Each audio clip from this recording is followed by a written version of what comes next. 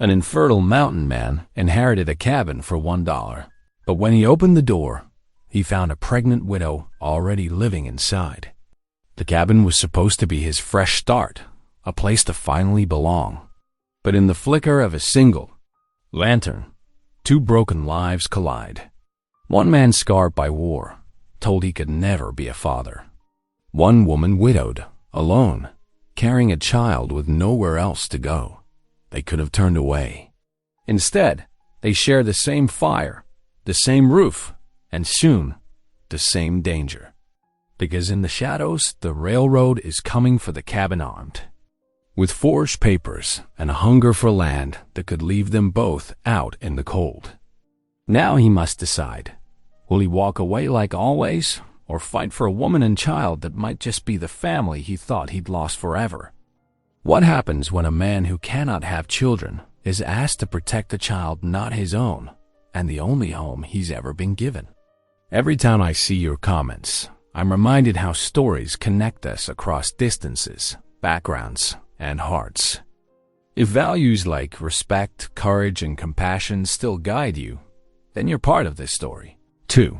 The autumn wind rattled the shutters of Silver Bluff's dusty buildings as Elijah Stone guided his mule down the town's main street. His warm boots creaked against the stirrups, each step bringing him closer to a future he hadn't expected.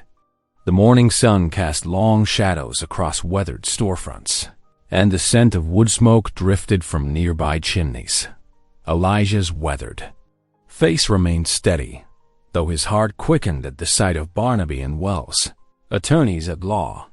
The Clabber building stood like a crooked tooth among the more substantial brick structures. He dismounted with practiced ease, despite the old wound in his leg that still troubled him in cold weather. "Whoa there, Jesse," he murmured to his mule, securing the reins to the hitching post. The animal's ears flicked back at his voice, familiar comfort in this unfamiliar situation. The brass bell above the door announced his arrival with a thin chime. Inside, dust motes danced in shafts of morning light. Behind a desk stacked with leather-bound books sat Morton Wells, a man, whose round spectacles magnified his alert eyes. "Mr. Stone," Wells said, rising to extend his hand. "Thank you for coming on such short notice." Elijah's calloused palm met the lawyer's softer one. "Much obliged for the telegram. Please, have a seat." Wells gestured to a wooden chair that had seen better days. As Elijah settled into it, the leather of his gun belt creaking, Wells shuffled through papers on his desk. "Your uncle, James Stone," Wells began, "passed 3 weeks ago." Elijah nodded slowly. He hadn't seen his father's brother in 15 years, not since before the war. "I heard tell of it. What you likely haven't heard is that he left you his cabin." Wells paused, stunning Elijah's face. "The property includes 20 acres, mostly timber, with a year-round spring." The words hung in the air like smoke. Elijah's fingers absently traced a scar on his thigh, hidden beneath his worn trousers. There must be some mistake. Uncle James had closer kin. "No mistake, Mr. Stone. He was quite specific." Wells lifted a document from his desk. "The cabin and land are yours, provided you pay the required sum of $1. A murmur of voices drifted through the window. Outside, 2 women in calico dresses paused on the boardwalk, their eyes darting toward the law office. Elijah knew what they were thinking. Everyone in Silver Bluff knew about his condition, how the war had left him unable to father children. In a land where a man's legacy was measured by the sons who would work his property, he was seen as less than whole. $1, Elijah repeated, his voice rough as pine bark. Your uncle's instructions were clear. He believed every man should pay something for what he receives, even if it's just a token amount. Wells dipped his pen in ink. Do you wish to accept the inheritance? Elijah's eyes fixed on the document. 20 acres. A cabin. A spring. More than he'd ever thought to own after drifting from ranch to ranch these past years, taking work where He could find it. I do. Wells nodded, scratching out the necessary details. You'll need to register the deed with Sheriff Cutter. His office is just down the street. The floorboards protested under Elijah's boots as he stood. More whispers followed him as he stepped onto the boardwalk, leading Jesse toward the sheriff's office. The sound of hammering from the blacksmith's shop punctuated his thoughts. Sheriff Amos Cutter's office smelled of tobacco and gun oil. The lawman himself sat behind a scarred desk, his badge catching the late afternoon light that slanted through dusty windows. "Heard you were in town," Cutter said, not looking up from his paperwork. "News travels fast in Silver Bluff." "Reckon it does." Elijah placed the dollar coin on the desk. It rang slightly as it settled on the wood. Cutter finally raised his eyes, taking in Elijah's trail-worn appearance. "James Stone's place, ain't it? Up near Timber Creek?" "That's right." The sheriff's chair creaked as he leaned back. "Mighty generous. Of your uncle. Course, some might wonder why he'd leave land to a man who can't pass it on to sons." The words were meant to sting, but Elijah had heard worse. He kept his voice level. "The deed, Sheriff." Cutter held his gaze for a moment longer, then reached for his ledger. The scratching of his pen filled the quiet office. Finally, he pushed the registered deed across the desk. "There you have it, legal and proper." Cutter tamped tobacco into his pipe. "Though if I were you, I'd keep a weather eye out. Railroad's been sniffing around these parts lately. They got their own ideas about land rights." Elijah folded the deed carefully and tucked it into his shirt pocket, close to his heart. The paper felt warm against his chest as he stepped back into the gathering dusk. The boarding house stood at the edge of town, its windows glowing with lamplight. Inside, the dining room was half full with the usual mix of miners and travelers. Elijah found a corner table where he could sit with his back to the wall, an old soldier's habit he'd never shaken. Mrs. Peterson, the proprietor, brought him a plate of beef stew and cornbread. "Will you be staying the night, Mr. Stone?" "Yes, ma'am. Heading out to the cabin tomorrow." She nodded, her face softening with something like pity. "It's good land up there. Shame you'll be alone with it." Elijah broke the cornbread, steam rising from its golden surface. The conversations around him ebbed and flowed. Talk of silver strikes, cattle prices, railroad surveys. But his mind was already up in the mountains, imagining the cabin that was now his.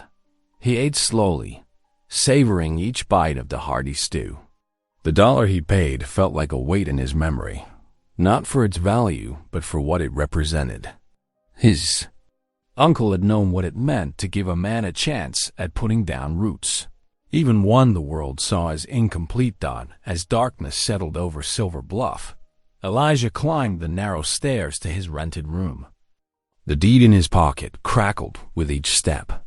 Through the window, he could see the mountains rising black against the star-filled sky. His mountains now, or at least a small piece of them. He lit the oil lamp and spread the deed on the rough wooden table. His finger traced the carefully written words that made him a landowner. The paper was crisp and official, but it was the dollar, that single coin, that seemed to carry the most meaning. His uncle had understood something about dignity, about the importance of earning what you received, even if the price was more symbolic than real. The lamp's flame cast dancing shadows on the wall as Elijah removed his boots and gumbelt. The bed was narrow but clean, the quilt smelling of sunshine and soap. He lay back, listening to the night sounds of the town, a dog barking in the distance, the muffled voices from the saloon down the street, the wind whistling through the eaves. Tomorrow, he would ride up to claim his inheritance. But tonight, he let himself feel the weight of what it meant to finally have a place to call his own. Not just land, but a chance to prove that a man's worth wasn't measured only in the children he could father, but in what he could build with. His own 2 hands as sleep began to claim him, Elijah's hand rested over the pocket holding the deed. The future stretched before him like the mountain trails he would soon travel. Uncertain, challenging, but finally his to choose. The last thing he saw before closing his eyes was the moon rising over the peaks, casting silver light on the town that had just become his gateway to a new beginning.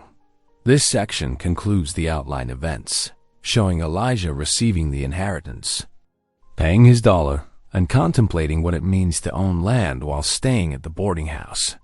The narrative maintains the specified tone and style, while fully developing the key character moments and setting details. Dawn painted the eastern sky in pale gold as Elijah Stone led his mule Jesse from the boarding house stable. The morning air bit sharp and clean, carrying the scent of pine from the mountains. He adjusted the saddle straps with practiced care, his movements deliberate in the early light. Mrs. Peterson appeared at the kitchen door, wiping her hands on her apron. "Got some fresh biscuits wrapped for your ride, Mr. Stone." She held out a cloth-covered bundle. "Mountain trails can be mighty lonesome without something warm in your belly." "Much obliged, ma'am." Elijah tucked the package into his saddlebag, along with the basic supplies he'd purchased the evening before: coffee, salt pork, beans.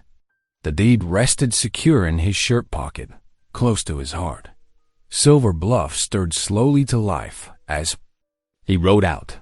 Shopkeepers swept their boardwalks, and early rising miners trudged toward the silver works, their lunch pails swinging. A few nodded as he passed. Most just watched, their eyes following his progress up the street. The trail leading into the mountains started rough and grew rougher. Jessie picked her way carefully over loose rocks and exposed roots, her hooves sure despite the challenging terrain. Elijah let her set the pace, knowing she had mountain sense that would serve them well. The sun climbed higher as they ascended, burning off the morning mist that clung to the slopes. Scrub oak gave way to towering pines, their branches swaying. In the strengthening wind, a red-tailed hawk circled overhead, its cry echoing against the rocky cliffs. Around midday, Elijah paused to let Jesse drink from a clear mountain stream. He consulted the rough map the lawyer had provided, matching landmarks against the terrain. The cabin should lie just beyond the next ridge, nestled in a protected hollow near Timber Creek. The trail narrowed as it wound higher, forcing them to navigate between massive boulders. Elijah's war-wounded leg ached from the long hours in the saddle, but he pushed on. The thought of having his own land, his own roof, drove him forward. It was early afternoon when he finally crested the last rise and saw the cabin below. The structure stood solid among the pines, its log walls weathered silver gray by sun and wind. A small corral stood empty to one side, and a neat woodpile was stacked against the north wall. But something wasn't right. Smoke curled from the stone chimney, thin and blue against the mountain sky. Elijah's hand moved to the revolver at his hip. He'd dealt with squatters before, during his years working as a ranch hand. Sometimes they could be reasoned with. Sometimes not. Either way, best to be prepared. He dismounted, leaving Jesse ground-tied in a stand of aspens, and approached on foot. The cabin's single window gleamed with fresh-washed glass. A swept dirt path led to the door. Not the work of temporary squatters, but someone who'd settled in. Drawing his revolver, Elijah moved quietly up the path. The door's hinges had been recently oiled. They made no sound as he pushed it open. The cabin's interior was dim after the bright mountain sunlight. As his eyes adjusted, Elijah saw a figure by the hearth, stirring something in a black iron pot. A woman, her back turned to him, wearing a faded blue dress. The smell of cooking stew filled the single room. She must have heard him, for she turned suddenly. Her eyes widened in fear as she saw the gun. With a small cry, she backed against the rough stone chimney, both hands clutching her rounded belly. She was with child, and far along by the look of it. "Who are you?" she demanded, her voice carrying a slight Mexican accent. "Why are you barging into my home with a gun?" Elijah immediately lowered the revolver, though he didn't holster it yet. "Your home, ma'am? Si, yes. This is my home." Her chin lifted defiantly, though he could see her hands trembling. "My husband Thomas promised it to me before he died. And the mine collapsed last spring." "Thomas?" Elijah frowned. "This cabin belonged to my uncle, James Stone." "No, Senator. Thomas worked for Mr. Stone, helped him with the mining claims." Her dark eyes flashed.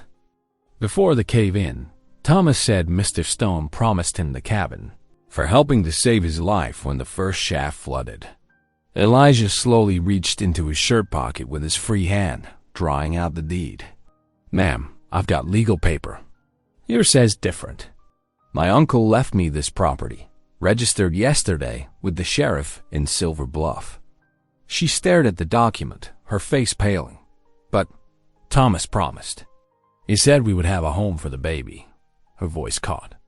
"I have nowhere else to go." The wind gusted outside, rattling the window in its frame. Elijah looked around the cabin's interior, noting the small touches that marked it as a home. Dried herbs hanging from the rafters, a colorful blanket on the narrow bed, a shelf holding a few precious books. "What's your name, Mom?" "Maribel. Maribel Cortez." She straightened, one hand still protective over her belly. "And I cannot leave. Not now, not with winter coming and the baby due before Christmas." Elijah holstered his revolver and studied the deed again. The paper was clear. Enough. The cabin and 20 acres were his, bought and paid for. But the woman before him was also clearly in no condition to be turned out into the mountains. "Reckon neither of us can leave right away," he said finally. "Night's coming on, and that wind's picking up something fierce. We'll need to figure this out, but it can wait till morning." Maribel's shoulders relaxed slightly, though wariness remained in her eyes. "The stew will be ready soon. There is enough for two, if you wish to share." Elijah nodded. "Let me see to my mule first." She's earned her feed. Outside, the wind had grown stronger, carrying the bite of approaching winter. Jesse nickered softly as Elijah led her to the corral, where he found a supply of hay stored in the small lean-to. He unsaddled her and gave her a good rub-down before making sure she was settled for the night by the time he returned to the cabin, carrying his saddlebags. And bedroll, Maribel had set 2 tin bowls on the rough-hewn table. She'd moved her chair to one end, as far from his as the small room allowed. The stew was simple but good, rich with beans and dried beef. They ate in silence, broken only by the crack and pop of the fire and the rising moan of the wind in the ruined in the wind pines. Elijah could feel Maribel watching him when she thought he wasn't looking, no doubt wondering what he intended to do about their shared predicament. Truth was, he wasn't sure himself. The deed gave him clear right to the cabin, but his conscience wouldn't allow him to force a pregnant widow out into the mountains with winter approaching. Yet the idea of sharing such close quarters with a woman, any woman, made him distinctly uncomfortable. He'd grown used to solitude in the years since the war, learned to live with the silence of his own company. The wind grew stronger as evening deepened, finding every crack and seam in the cabin's walls. Maribel added wood to the fire, her movements careful and measured despite her condition. When she finished her stew, she took her bowl to the wash basin and cleaned it thoroughly before setting it aside. "I will make up a pallet by the fire," she said, not meeting his eyes. "You may have the bed." "No, ma'am," Elijah replied firmly. "I'll take the floor. Been sleeping rough most of my life anyway." She started to protest, but he held up a hand. "Wouldn't be right, making a woman in your condition sleep on hard boards. The bed's yours." A ghost of a smile touched her lips, the first he'd seen. "Gracias. You are kind." Elijah unrolled his bedding near the hearth, keeping to his side of the room while Maribel prepared for sleep. She knelt beside the bed for several minutes, her lips moving in silent prayer. Then she slipped under the colorful blanket, turning to face the wall. The fire settled lower, casting dancing shadows on the log walls. Outside, the wind continued its lonely song through the pines. Elijah lay on his bedroll, acutely aware of the slight sounds of Maribel's breathing across the room. The deed in his pocket seemed to weigh heavier now. His uncle's gift had suddenly become more complicated than a simple matter of paying $1 for a piece of land. There was a story here he didn't fully understand about Thomas, about promises made, about a widow's desperate need for shelter. Tomorrow they would have to find a way forward. But for now, the wind howled around the cabin's sturdy walls. While inside, two strangers shared an uneasy peace in the flickering fire and of dawn crept into the cabin through gaps in the log walls, painting thin lines of light across the plank floor. Elijah stirred on his bedroll, awakened by the familiar bite of mountain cold. Frost had traced delicate patterns on the window glass overnight, a sure sign that winter was drawing closer. He rose quietly, not wanting to wake Maribel. She still slept on the narrow bed, her breathing soft and even.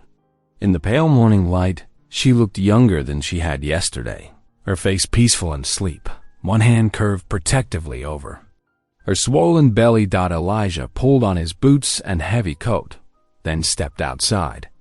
The mountain air was sharp enough to steal his breath. Pine needles crunched under his feet, stiff with frost. To the east, the sun was just beginning to paint the peaks with gold, though the valley below remained in shadow. The woodpile beside the cabin was getting low. Elijah found his uncle's old axe in the lean-to, tested its edge with his thumb. It needed work, but it would do for now. He selected a fallen pine log and began to split it into manageable pieces. The steady rhythm of chopping helped clear his mind. Each stroke of the axe sent chips flying, the sharp crack of splitting wood echoing off the mountainside. He lost himself in the familiar motion, barely noticing when the cabin door creaked open. Maribel appeared in the doorway, wrapped in her shawl. She watched him work for a moment before speaking. "There is coffee, if you would like some." Elijah paused, wiping sweat from his forehead despite the morning chill. Much obliged. Inside, the cabin felt warmer. Maribel had built up the fire and swept the floor clean. The coffee pot bubbled on the iron stove, filling the air with its rich aroma. She poured him a tin cup full, then busied herself with making cornmeal porridge. "We should talk about arrangements," Elijah said, after taking a long drink of the hot coffee. "Can't pretend this isn't an unusual situation." Maribel nodded, stirring the porridge. "What do you propose, Centerstone?" "Cabin needs work before winter sets in proper. Roof's got leaks. Chinking between the logs needs repair.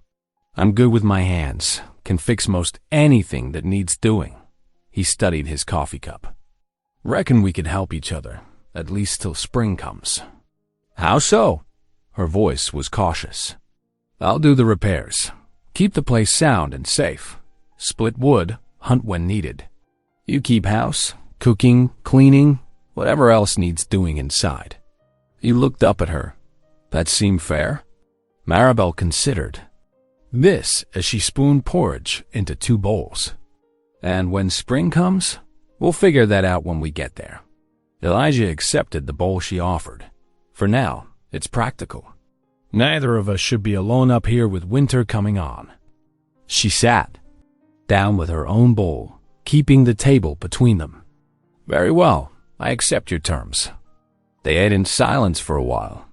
The porridge was good, seasoned with a pinch of salt and sweetened with dried berries. Through the window, Elijah could see more wood waiting to be split.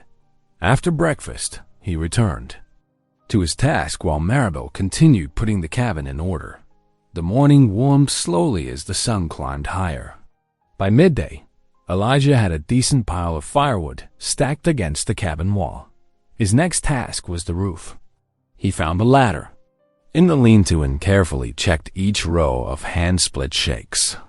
Several had worked loose, leaving gaps where rain could seep in. He replaced the worst ones with spares he found stored under the cabin's eaves. From his perch on the roof, he could see Maribel hanging washing on a line strung between two pines. She moved carefully, one hand often going to her back as if at this. Pained her. The sight reminded him that her time must be drawing near. Inside the cabin that afternoon, they worked in companionable silence. Elijah patched holes in the chinking with mud and moss, while Maribel sat by the window, mending his worn shirts with tiny, precise stitches. The quiet was broken only by the tap of his hammer and the soft whisper of her thread pulling through. Fabric dot, as evening approached, savory smells began filling the cabin. Maribel had caught a pair of rabbits in snares that morning, and now they simmered in her stew pot with wild onions and the last of her dried vegetables. "Your husband," Elijah said carefully as they sat down to eat. "He worked with my uncle?" Maribel nodded, her eyes distant. "Thomas helped with the mining claims. He was good at finding likely spots, knowing where to dig." She stirred her stew. "When the first mine flooded last winter, Thomas helped save your uncle's life. Got him out before the tunnel collapsed. That when my uncle promised him the cabin. See, Thomas said Mr. Stone told him the cabin would be his, as thanks for saving him." Her voice grew softer. "We had been living in the mining camp in a tent. Thomas was so happy to tell me we would have a real home before the baby came." She fell silent, and Elijah didn't press further. The depth of her loss was plain in her voice, in the way her hands cradled her bowl as if seeking comfort from its warmth. "This is good stew," he said instead.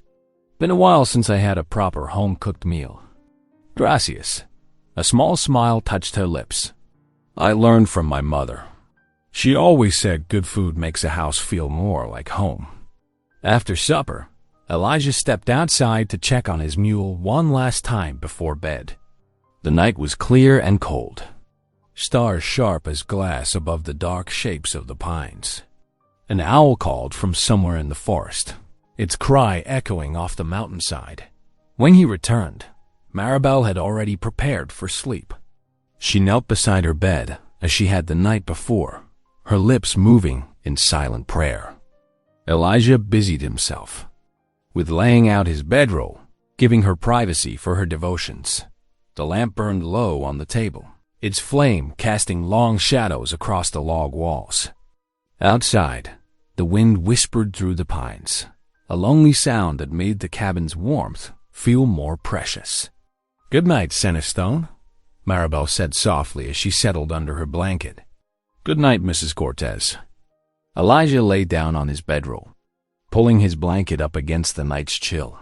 The lamp flickered, making their shadows dance on the walls. Two strangers sharing space, learning to navigate this unexpected arrangement. Their truce was fragile, built on necessity and mutual need, but it was a beginning dot as sleep began to claim him. Elijah found himself thinking of his uncle, wondering if the old man had known how things would play out when he left the cabin too. His nephew for $1. There were still questions to be answered, promises to be untangled. But those were concerns for another day. For now, the cabin was warm, the roof was sound, and they had found a way to share this small space with dignity. It would have to be enough. 2 days passed in relative peace at the cabin. The morning air was crisp and clean when the sound of hoofbeats broke the quiet. Elijah looked up from mending a broken fence post, his hand instinctively moving toward his hip where his revolver usually sat. A well-dressed man on a bay horse emerged from the tree line. His black coat was free of trail dust, and his boots gleamed with fresh polish. He carried several rolled maps under one arm, the papers bound with red ribbon. Everything about him spoke of cities and offices, not mountain trails. "Morning," the man called out, reining his horse to a stop. Silas Greaves, land agent for the Western Pacific Railroad Company. He dismounted with practiced ease, though his leather satchel caught briefly on the saddle horn. "I trust I'm addressing the current occupant?" Elijah straightened, sizing up the newcomer. "Elijah Stone, this is my property." "Ah." Greaves smiled, but it didn't reach his eyes. "That's precisely what I've come to discuss." He gestured toward the cabin. "Might we step inside? These matters are best handled properly, over a table." Inside, Maribel had already heard the visitors' arrival. She stood near the stove, one hand resting protectively over her rounded belly. Her dark eyes watched warily as the two men entered. Greaves removed his hat, revealing precisely combed hair. "Ma'am," he said with a slight bow, "my apologies for the intrusion." He laid his maps on the rough-hewn table, spreading them out with practiced movements. Red lines crisscrossed the terrain, marking proposed rail routes and survey points. "Now?" "Then," he began, his finger tracing one bold line that ran uncomfortably close to their location. "The Western Pacific has been granted certain rights of way through these territories, essential for the progress of our great nation. You understand. What's this got to do with my cabin?"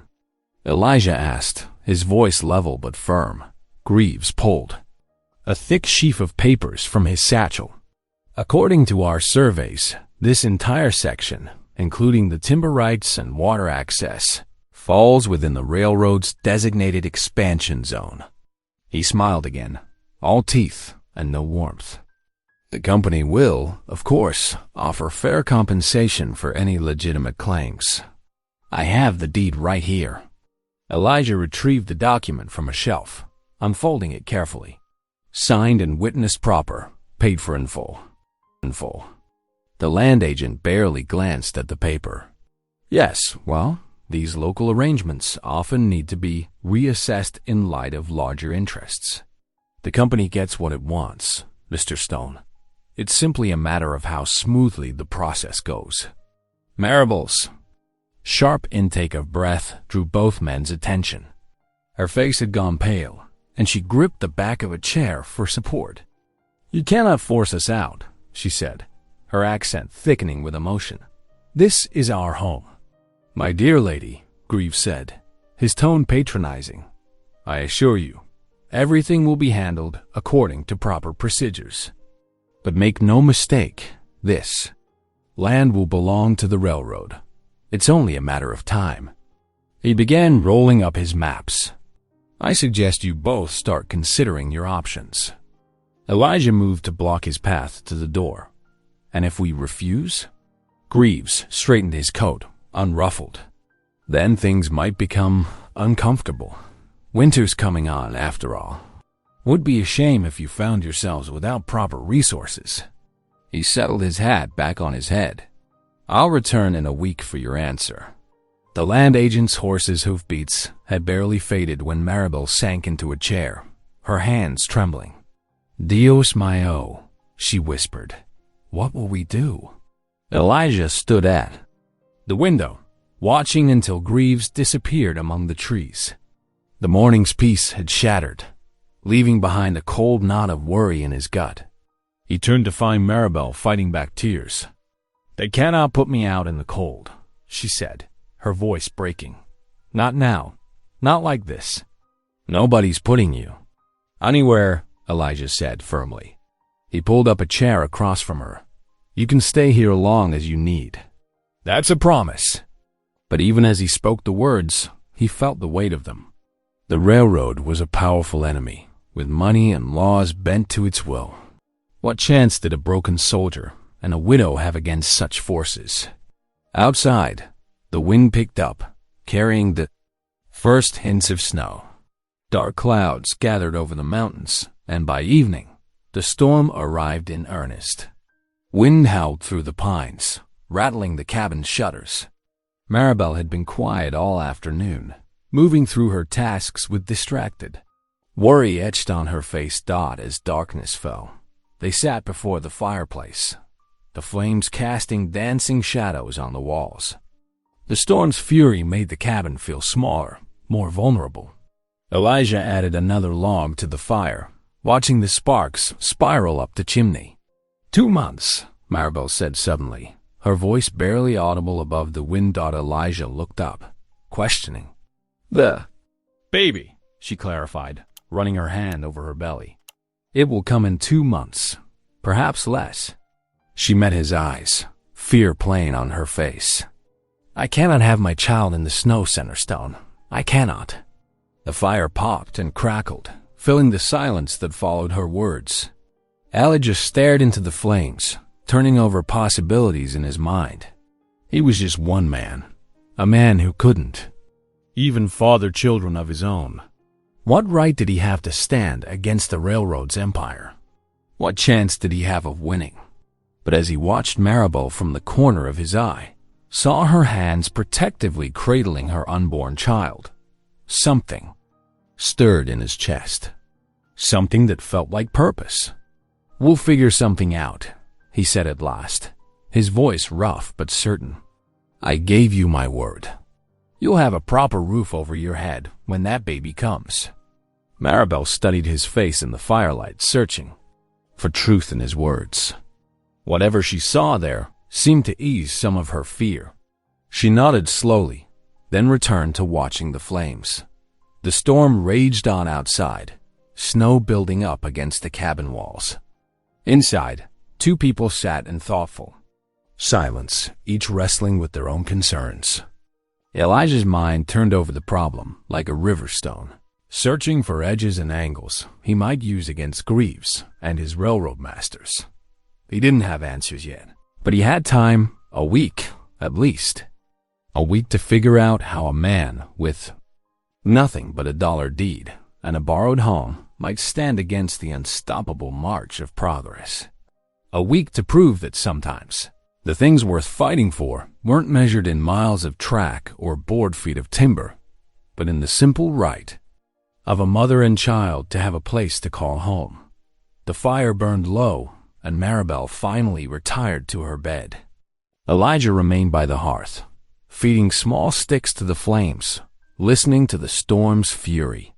Tomorrow would bring its own challenges, but for tonight at least, they were warm and dry.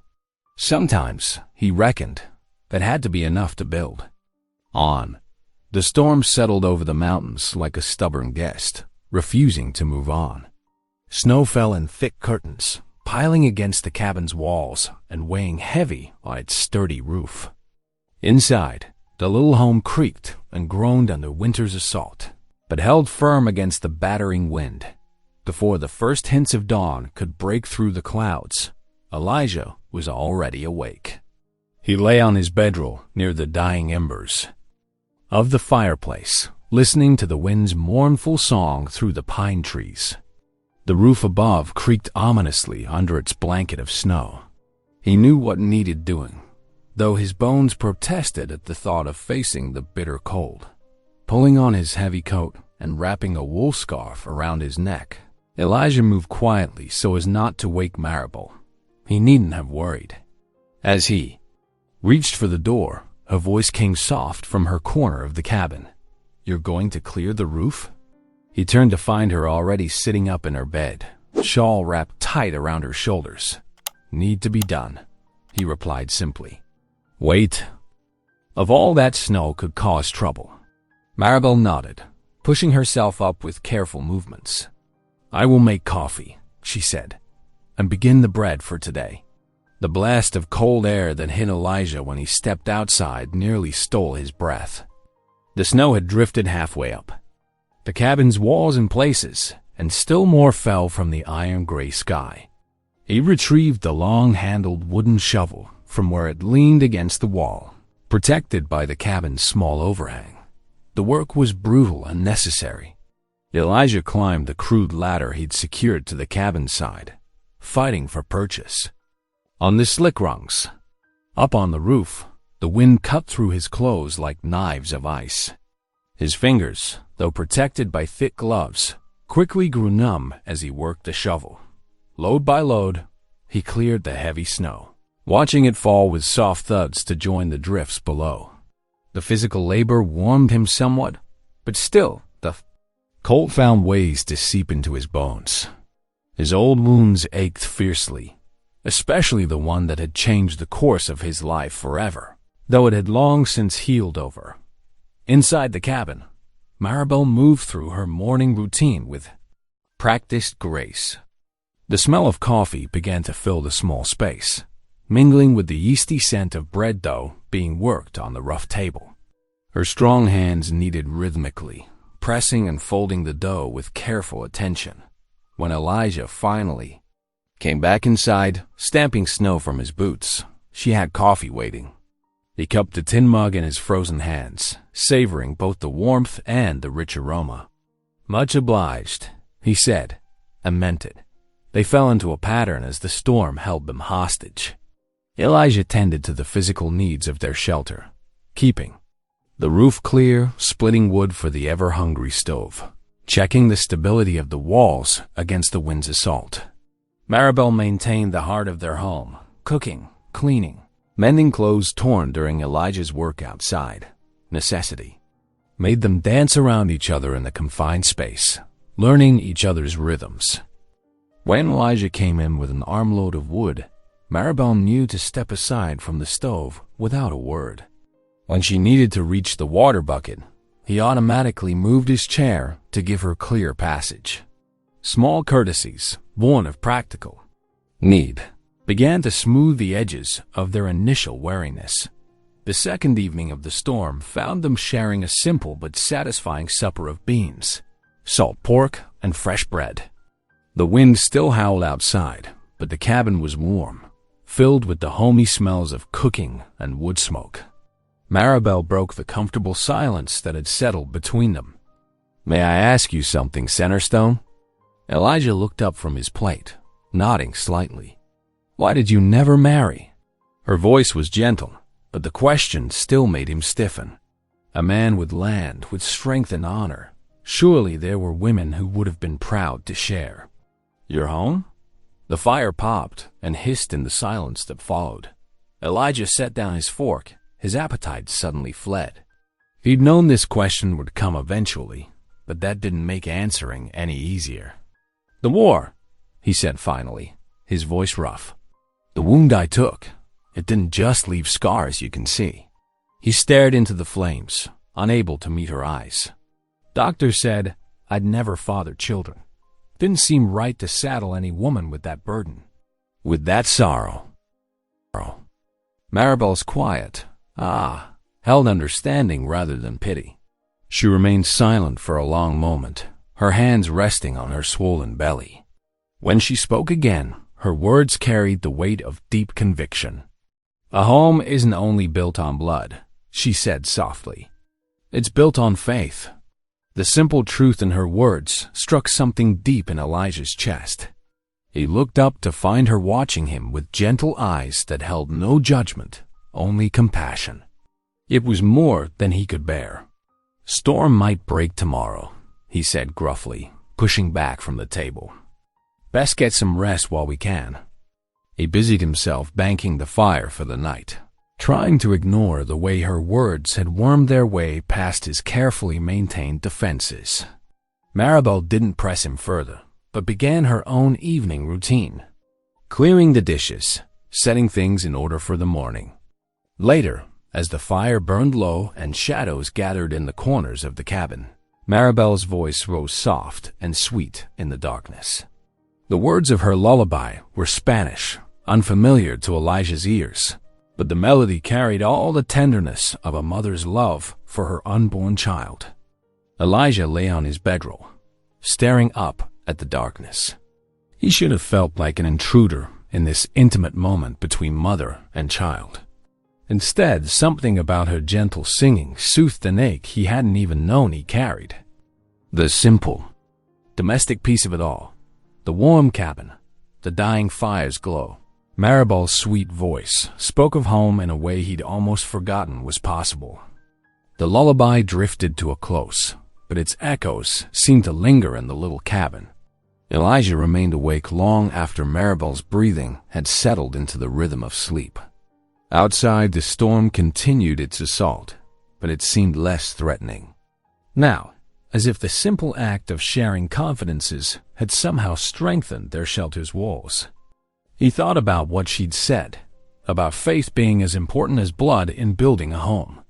It wasn't a thought he was ready to examine too closely, but it settled into some corner of his heart, taking root like a seed waiting for spring. The morning dawned bright and bitter cold, but the storm clouds had finally retreated. Sunlight sparkled off the fresh snow, nearly blinding in its intensity. Elijah stood in the doorway of the cabin, surveying the transformed landscape. Everything familiar had been buried under pristine white drifts, making the world look new-made and strange. Behind him, Maribel moved about the cabin, taking inventory of their supplies. The scratch of her pencil on paper punctuated her soft counting. After a few minutes, she sighed. "Centerstone," she called. "We are running low on several things. Flour especially, and salt. The coffee is nearly gone, too." Elijah nodded without turning. He'd been expecting this. The storm had lasted longer than anyone could have predicted, and their stores had suffered for it. "Reckon we'll need to make a trip to town." "I would like to go with you," Maribel said, her voice careful but determined. "There are things I need that I would rather choose myself." He turned then, studying her. The morning light streaming through the window caught the subtle changes in her face, the shadows under her eyes from restless nights, the slight flush of color in her cheeks. Her pregnancy was advancing, and there were supplies a woman might need that a man wouldn't think to purchase. "It'll be slow going," he warned. "Trails likely treacherous with ice under all that snow." "I am stronger than I look," she replied, lifting her chin slightly. "And I cannot stay hidden away forever, no matter what the town thinks of me." There was both pride and pain in her voice, and Elijah found himself nodding. "We'll take it slow and careful. Mules sure-footed, even in weather like this." They prepared for the journey with deliberate care. Elijah helped Maribel wrap herself in extra layers, his own spare coat over her shawl, thick woolen socks pulled up over her boots. She tucked her shopping list and the few coins she possessed into a deep pocket, her movements precise and determined. The mule snorted and stamped as Elijah led it around to the cabin's door. Steam rose from its nostrils in the frigid air. He'd already secured empty saddlebags for their purchases, and now he helped Maribel mount, making sure she was settled securely before swinging up behind her. The trail down the mountain was exactly as treacherous as he'd feared. Ice lurked beneath the fresh snow, making every step potentially dangerous. Elijah kept the mule to a slow walk, one arm loosely around Maribel's waist to steady her. She sat stiffly at first, unused to such close contact, but as the trail grew steeper, she gradually relaxed into the necessary support. They rode in silence, both focused on the careful descent. The only sounds were the mule's hooves breaking through crusted snow and the occasional crack of ice-laden branches in the wind. Maribel's breath came in visible puffs, mixing with the mule's steamy exhalations. It took them nearly twice as long as usual to reach town. By the time they arrived, Maribel was shivering despite her layers, and Elijah's old wounds ached fiercely from the cold and the tension of maintaining their balance on the treacherous trail. Silver Bluff looked different in the harsh winter light. The usual bustle of the mining town was muted, with only a few hardy souls hurrying between buildings. Smoke rose straight up from chimneys in the still cold air. Elijah helped Maribel dismount in front of the general store, noting how she steadied herself against his shoulder for a moment before finding her balance. The bell above the store's door jangled as they entered, announcing their presence to the handful of customers already inside. The warm air was thick with the mingled smells of coffee, leather, and wool. Conversation died as heads turned to stare at the unlikely pair. Elijah could feel the weight of their judgment, could see it in the way women drew back slightly, the way men's faces hardened. Maribel held her head high, but he noticed how her hands trembled slightly as she withdrew her list from her pocket. They gathered their supplies methodically: flour, salt, coffee, sugar. Maribel added a few skeins of yarn and some sturdy cotton fabric to their pile. She lingered briefly by a display of baby things, soft flannel and tiny garments, before moving on with just a single ball of white yarn. The whispers started when she went to examine some dried herbs near the back of the store. At first, they were just barely audible, a harsh undertone beneath the normal sounds of commerce. But they grew bolder, meant to be heard. "Squatter," someone hissed, taking advantage of a decent man's charity. And in her condition came another voice, heavy with implications. Who knows who the father might be? Color flooded Maribel's cheeks, but she kept her eyes on the herbs, her fingers moving mechanically over the dried bundles. Elijah saw how her shoulders had tensed, how she blinked rapidly against tears she refused to let fall. Something hot and dangerous unfurled in his chest. He moved deliberately, positioning himself between Maribel and the whispering group. When he spoke, his voice was quiet but carried clearly through the suddenly silent store. "The lady is under my protection," he said simply. His words held no threat, but something in his steady gaze made several people look away. Any word against her honor is a word against mine. The silence that followed was absolute. Even the storekeeper had frozen in place, a scoop of coffee beans suspended over its sack. Elijah continued to stand there, calm but immovable, until the whisperers began to drift away, finding sudden errands elsewhere in the store. He turned back to Maribel, who had not moved from the herb display. "What else do you need?" he asked, his voice gentle now, as if the previous moment had never happened. She swallowed hard before answering. Just these." She held up a small bundle of dried chamomile. For sleeping. They completed their purchases in silence. The storekeeper was efficiently businesslike, neither friendly nor hostile as he tallied their goods. Elijah carried their supplies out to the mule, loading the saddlebags while Maribel stood nearby, her arms wrapped protectively around herself. Once outside, away from prying eyes, she finally spoke. "Thank you," she whispered. A tear slipped down her cheek despite her efforts to contain it. "I knew there would be talk, but no need to thank me for speaking truth," Elijah replied gruffly. He helped her mount again, pretending not to notice as she wiped quickly at her eyes. "People will always talk. Don't make their words true." The return journey was even quieter than their descent had been.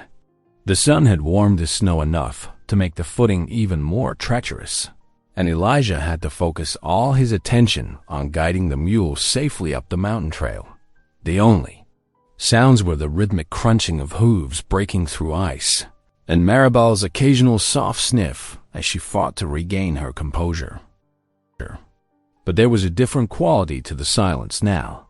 The space between them seemed to have shrunk, filled with something unnamed but significant. Elijah's arm around her waist felt more natural, protective, rather than merely practical. When Maribel finally relaxed back against his chest, exhausted by the emotional toll of the day, he found himself adjusting his posture to better support her. The winter sun was already lowering toward the mountains when they finally reached the cabin. The temperature was dropping rapidly, their breath forming clouds in the gathering dusk. Elijah helped Maribel down, steadying her as her cold-stiffened legs found their footing in the snow. They worked together to unload the supplies, carrying everything inside where the banked fire still gave off some warmth. Neither of them spoke about what had happened in town. There was no need. Something had shifted between them, as subtle but significant as the change in air pressure before a storm. Maribel moved slowly around the cabin, putting away their purchases with mechanical precision. Elijah built up the fire and began removing the mule's tack, his movements equally automatic. But every so often, their eyes would meet across the small space, and in those moments, they both recognized that something fundamental had changed. The simple act of standing together against outside judgment had forged a bond stronger than either of them had anticipated. They were no longer merely two strangers sharing space out of necessity. They had become somehow allies in a world that seemed determined to judge them both as lacking. The week settled into a gentle rhythm, as predictable as the sun's path across the winter sky. Each morning, Elijah rose before dawn, pulling on his heavy coat and boots by the dying embers of the previous night's fire. He would step out into the biting cold, his breath forming clouds in the pale light, to check his trap lines. The rabbits were plentiful this season, driven down from the higher elevations by the deep snow. Elijah's experienced hands made quick work of resetting the snares, tucking fresh bait into place with fingers numbed by frost. He learned to gauge the time by the angle of light through the pines, making sure to return before Maribel would worry. Most mornings, he would find her already awake, stoking the fire back to life and setting water to boil for coffee. The cabin's single room would be filled with the aroma of whatever she was baking, usually cornbread or biscuits. Sometimes she hummed as she worked, old hymns that reminded Elijah of his mother's voice from long ago. "Caught two today," he would say, holding up his morning's work. Maribel would nod approvingly, already reaching for her knife to help clean them. Her hands were skilled at this task, though she admitted she had learned it only recently after her husband's death had forced her to fend for herself. The days fell into a comfortable pattern. After the morning meal, Elijah would head out again, this time to tackle the endless work of maintaining their small homestead. The corral fence needed constant attention, its posts working loose in the frozen ground. He split logs until his shoulders ached, building up their woodpile against the long winter ahead. Inside, Maribel kept the cabin in perfect order. Her growing belly made some tasks harder, but she worked steadily, sweeping the rough wooden floor, hanging herbs to dry. From the rafters, mending their clothes with tiny, even stitches. The small space began to feel more like a home with each passing day dawn in the evenings. As darkness gathered early outside their windows, they would sit by the fire. At first, their conversations were hesitant, each careful not to pry too deeply into the other's past. But gradually, as the flames cast dancing shadows on the walls, their stories began to flow more freely. "Tell me about your farm in Kansas," Elijah said one evening, as he worked at cleaning his rifle. The familiar task kept his hands busy while his mind wandered. Maribel's face softened with memory as she continued her knitting, the white yarn taking shape beneath her flying needles. "It wasn't much to look at," she said. "Just a little place. Really. But the soil was rich and black, and my father could grow anything. We had a big kitchen garden, and Mama kept chickens." Her voice painted pictures of summer evenings spent shelling peas on the porch, of the satisfaction of seeing rows of preserved vegetables lined up in the cellar, of the way the prairie grass rippled like waves in the wind. Simple memories, but precious ones, shared now in the warmth of their firelit cabin. Other evenings, when Maribel asked, Elijah would speak of his time as a soldier. He kept his stories carefully edited, speaking more of the camaraderie between men than of the battles themselves. He told her about learning to play cards by firelight, about the letters from home that kept them all going, about the songs they sang to keep their spirits up on long marshes. "Were you afraid?" she asked once, her dark eyes serious in the lamplight. Elijah considered the question carefully. "Yes," he finally answered. "Any man who says he wasn't is either lying or fool. But you learn to live with it, same as anything else." The days grew shorter as winter deepened its grip on the mountain. Each morning, frost painted delicate patterns on the cabin's small windows, and the creek ran sluggish beneath a thickening sheet of ice. But inside, their small space grew warmer with shared understanding when Sunday came. Elijah hitched the mule to their small wagon, patting the seat with extra blankets against the cold. The trip to town was slower this time, more careful, with Maribel's condition demanding extra caution on the icy trail. But she insisted on making the journey, her faith as much a part of her as breathing. The one-room church sat at the edge of Silver Bluff, its white-painted walls stark against the winter sky. Smoke rose from its chimney, promising warmth inside.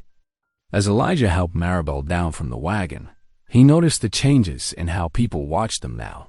Gone were the openly hostile stares and whispered comments of their last visit to town. Instead, heads nodded in greeting, and several of the women came forward to help Maribel with her heavy coat. Mrs. Thompson, the baker's wife, pressed a small package of cookies into her hands. "For the little one," she said with a gentle pat. To Maribel's rounded belly, they found seats near the middle of the church, where the pot-bellied stove's heat could reach them.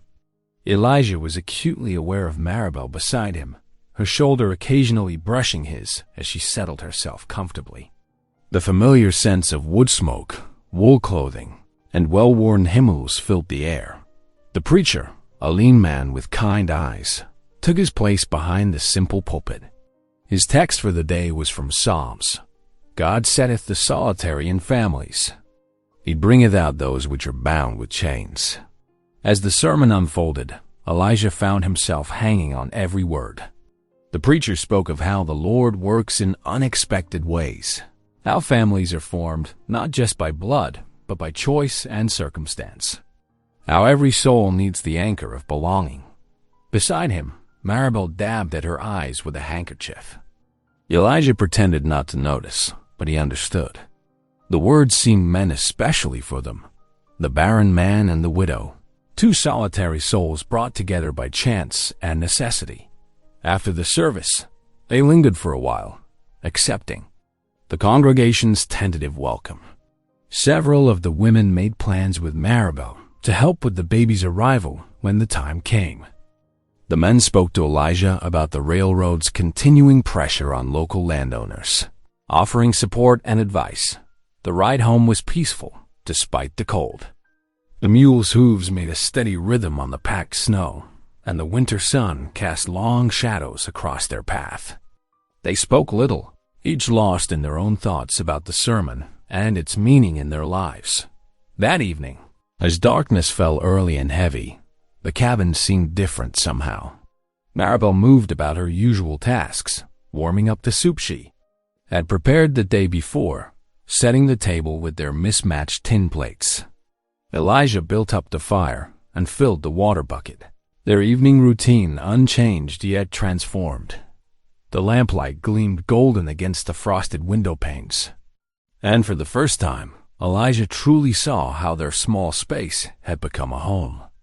Maribel's touch was everywhere, in the neatly swept floor, the dried herbs hanging from the rafters, the patchwork quilt draped over his chair. His contribution showed in the solid woodpile by the door, the well-maintained tools, the sense of safety and protection that pervaded their shelter. They sat down to their evening meal, the lamp casting a warm circle of light around them. Outside, the wind whispered through the pines, and somewhere in the distance, a lone wolf called to its mate. But inside their cabin, the solitude that had once seemed like a burden had somehow been transformed into something else. Entirely, something that felt remarkably like family. Family. The morning dawned crisp and clear, with fresh snow blanketing the ground around the cabin. Elijah had just finished his morning coffee when the sound of approaching horses broke the stillness. Through the window, he counted 4 riders coming. Up the trail, their breath steaming in the cold air. He recognized Silas Greaves at the head of the group, the railroad agent's dark coat stark against the white landscape. "Stay inside," Elijah told Maribel, who stood at the stove with worry, creasing her brow. He grabbed his coat and stepped out onto the small porch, closing the door firmly behind him. The riders pulled up in front of the cabin, their horses stamping restlessly in the snow. Greaves dismounted first, a leather document case tucked under. His smile didn't reach his eyes. "Morning, Stone," Greaves called out, his voice carrying false cheer. "Thought we should have another chat about your situation here." Elijah stood his ground at the top of the porch steps. "Nothing to chat about. I've got the deed fair and square." Greaves pulled several papers from his case, holding them up like playing cards. "Funny thing about deeds, sometimes newer ones turn up to change everything." He mounted the steps, boots creaking on the wooden planks. "See here? Fresh from the territorial office, all properly stamped and signed. Shows this whole section. Belongs to the railroad, has for months now." Elijah took the offered documents, his stomach tightening as he studied the official-looking stamps and signatures. Something about them felt wrong, but he couldn't prove it. "These are forgeries," he said flatly, handing them back. "Careful now," Greaves warned, his pleasant manner slipping. "That's a serious accusation. We're just here to inform you that you'll need to vacate the premises. Company's being generous, giving you 2 days to clear out." "I'm not leaving," Elijah said. He could hear Maribel moving inside the cabin, knew she must be listening to every word. "And neither is the widow." One of Greaves' men spat into the snow. "Ain't natural, you shacking up with a Mexican woman. People talk." "That's enough," Elijah growled, his hands clenching into fists. Greaves stepped closer, dropping his voice. "Be reasonable, Stone. You paid $1 for this place." $1? That's not a proper sale, and you know it. "The company's willing to compensate you fair. $500 to walk away quiet. The sale was legal. My uncle, your uncle, was a fool who didn't own what he thought he did." Greaves cut in. "Now step aside. We need to inspect the property." Elijah planted himself more firmly in front of the door. "You're not setting foot in this cabin." The first shove came from Greaves, hard against Elijah's chest. He stumbled back but kept his footing. "Don't do this," he warned. But Greaves was already swinging, his fist catching Elijah on the jaw. The other men surged forward, and suddenly Elijah was fighting for his life. He managed to land a solid punch that sent one man sprawling, but then something, a pistol butt, maybe, struck him hard above his ear. Pain exploded through his head as he went down. Through blurring vision, he saw boots approaching. A kick caught him in the ribs, driving the air from his lungs. He tried to rise, but another blow sent him sprawling. The cabin door burst open.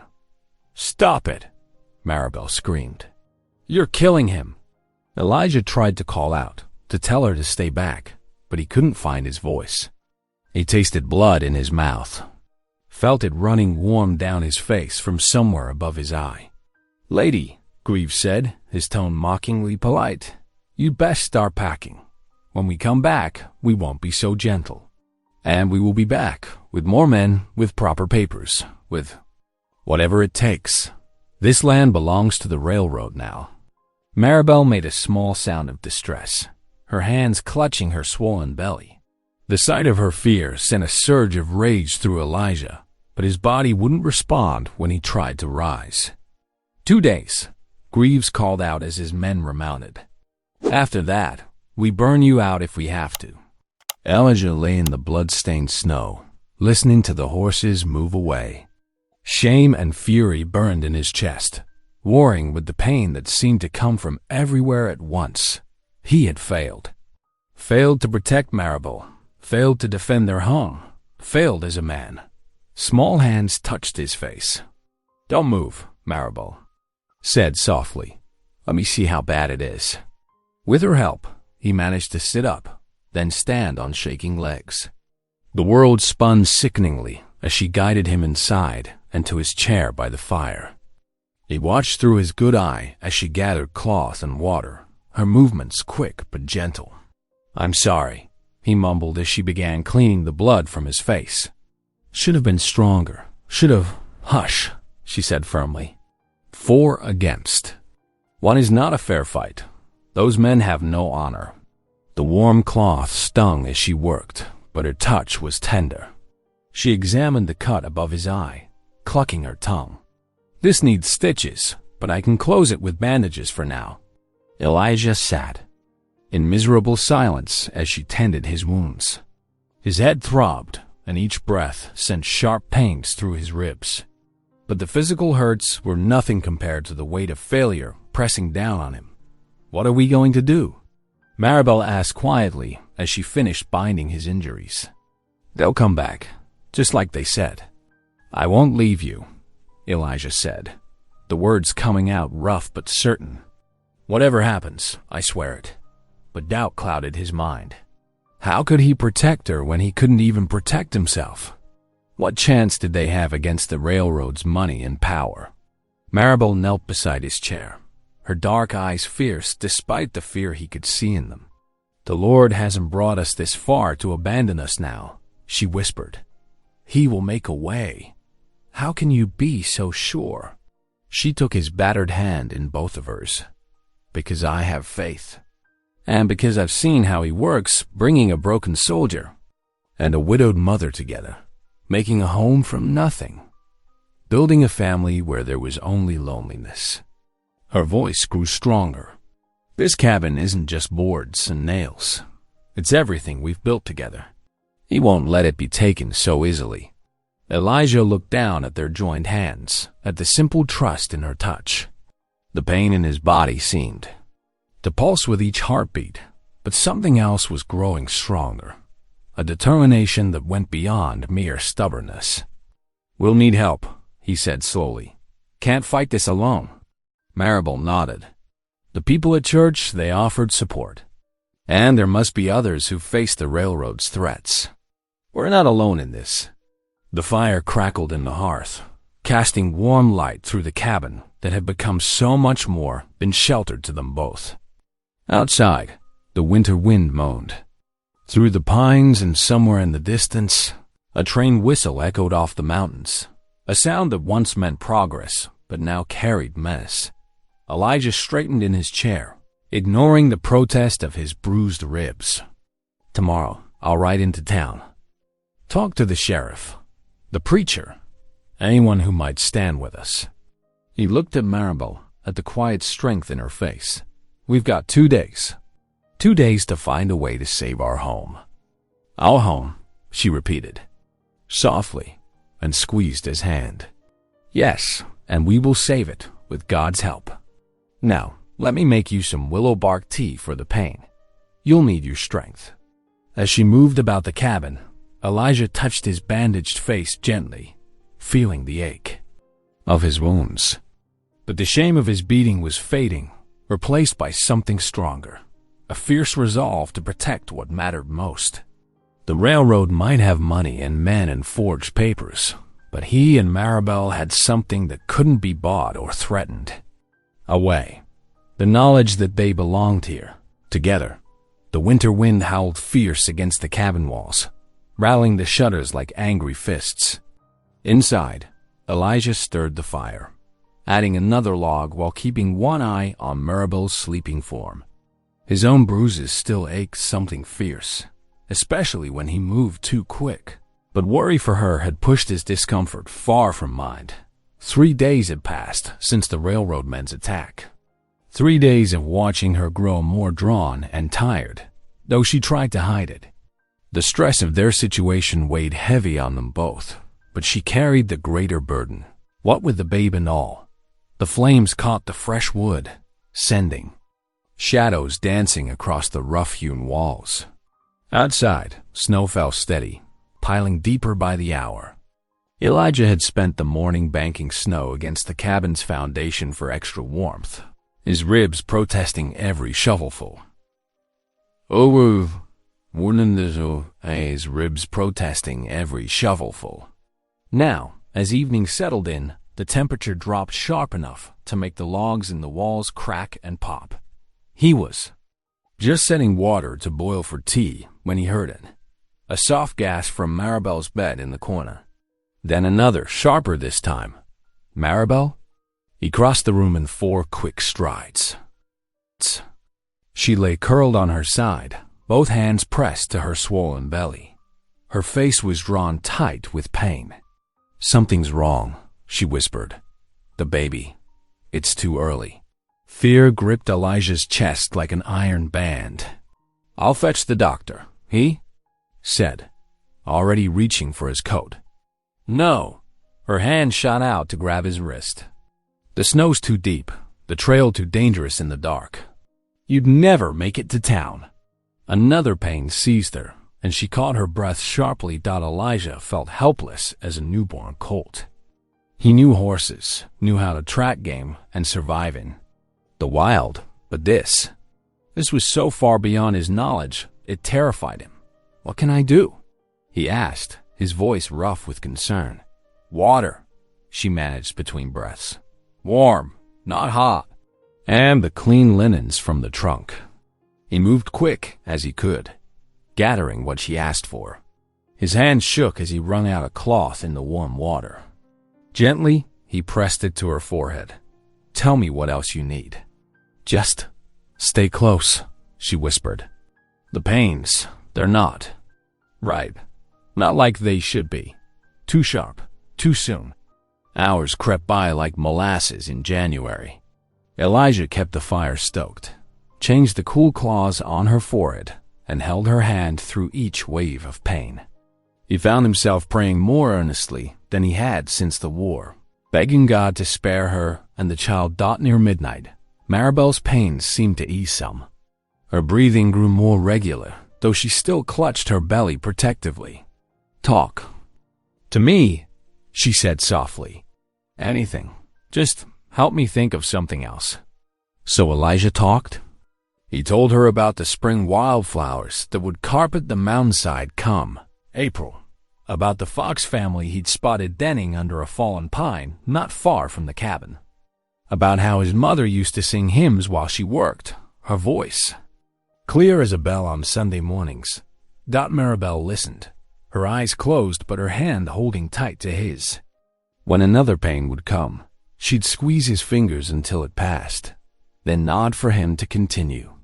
The night wore on. Snow piled higher outside. Elijah's voice grew hoarse, but he kept talking, kept watching her face for signs of worse trouble.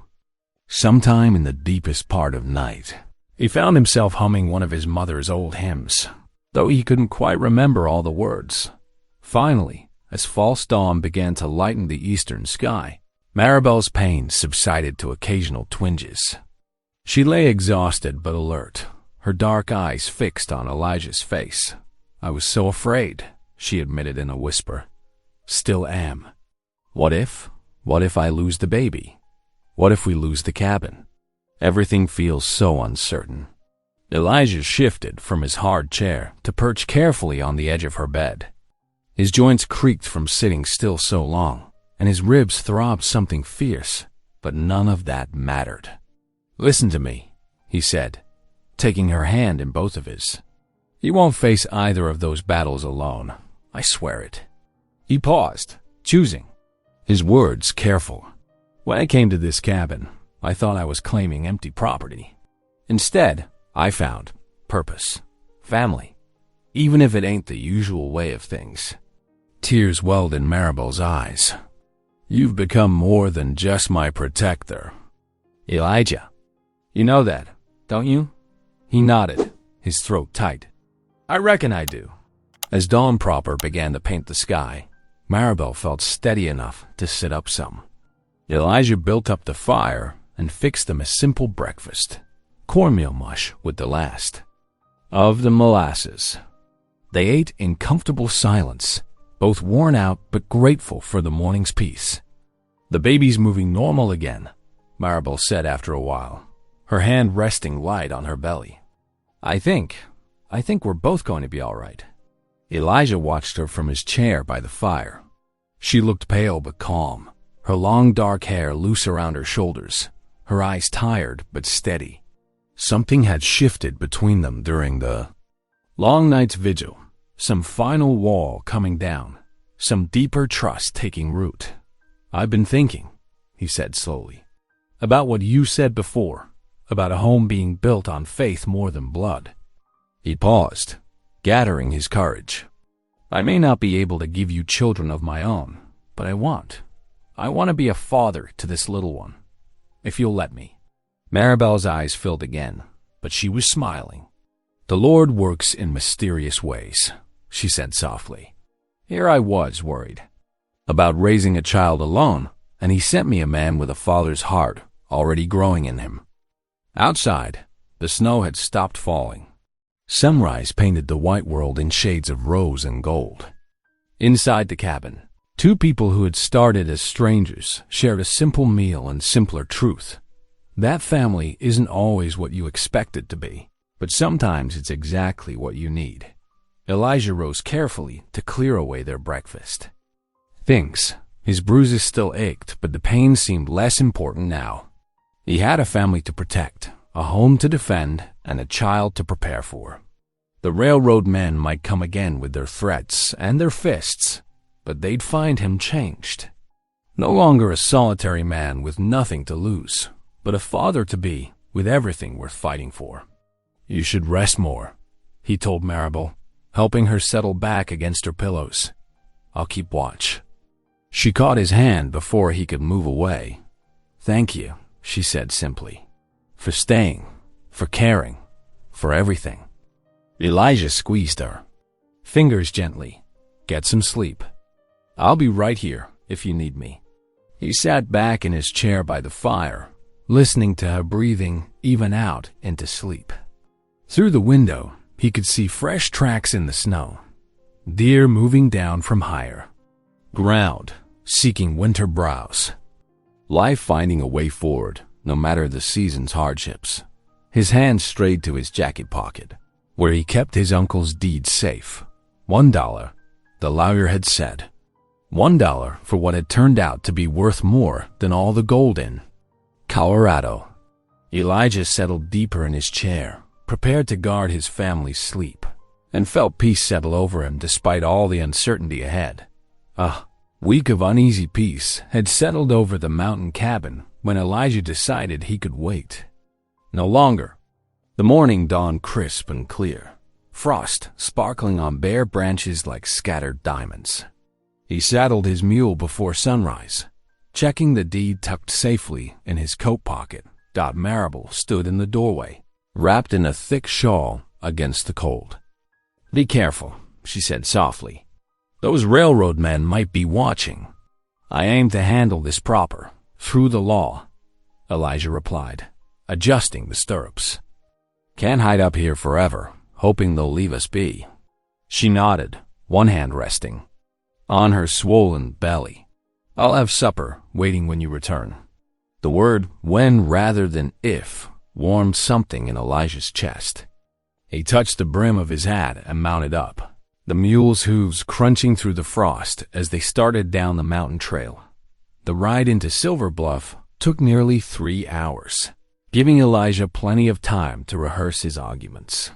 His uncle's deed was legal and proper. The railroad couldn't just sweep in and take what they wanted. Not if the law meant anything at all. Town was stirring to life when he arrived, smoke rising from chimneys as shopkeepers opened their doors. A few people nodded to him as he rode past, more than had acknowledged him before. Word had spread about him standing up for Maribel at the general store. It seemed. He tied his mule outside the sheriff's office, straightened his coat, and went inside. Sheriff Amos Cutter sat behind his desk, looking older and more worn than Elijah remembered.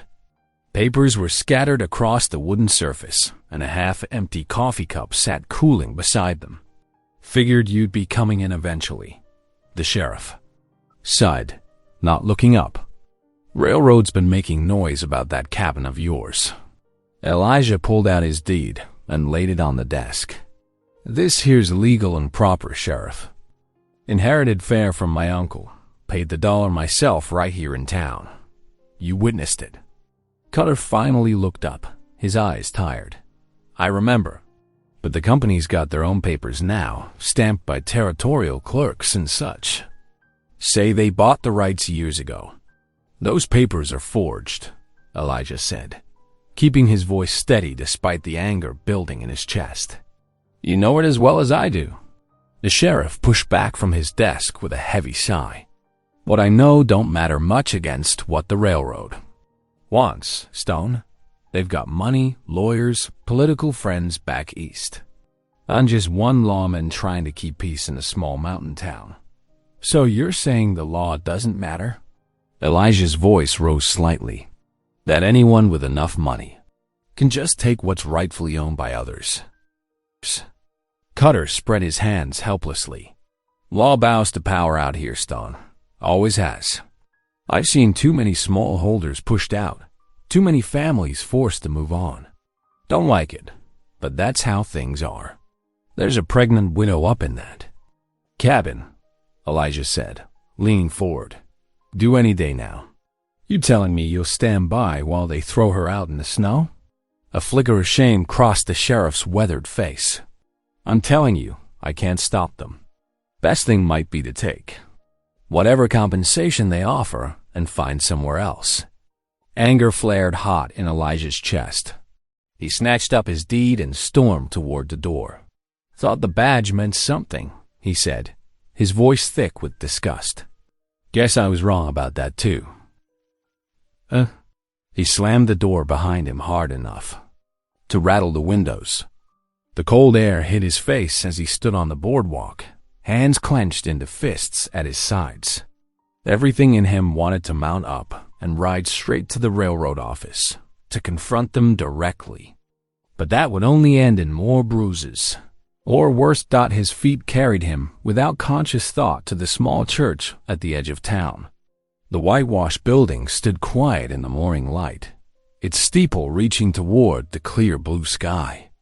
Elijah paced in the churchyard, trying to calm his racing thoughts.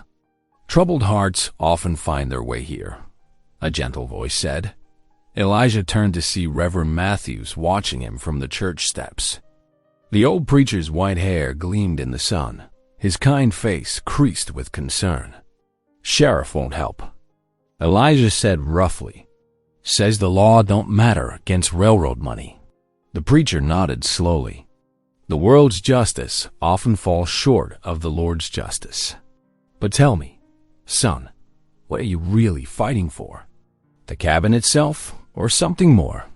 Elijah stopped pacing, considering the question. Started out just wanting the land. Something of my own after years of drifting. But now there's a family to protect, Matthews finished softly. A child to provide for, even if not your own blood. What kind of father could I be? Elijah asked, the words bitter in his mouth. Can't even defend our home. Can't give her children of my own. The preacher stepped closer, laying a weathered hand on Elijah's shoulder.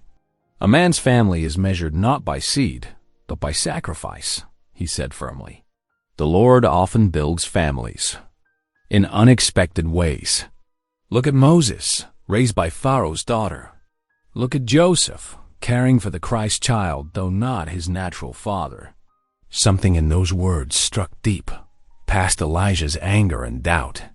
He thought of Maribel's trust in him, of the unborn child who would need a father's protection in this harsh world. The cabin was just wood and stone. It was the people inside that truly mattered. I've been thinking wrong about this, he said slowly. Been so focused on the deed, the legal right of things. But that ain't what's important. Matthews smiled. The Lord has put this family in your care, son. That's a higher calling than any paper deed.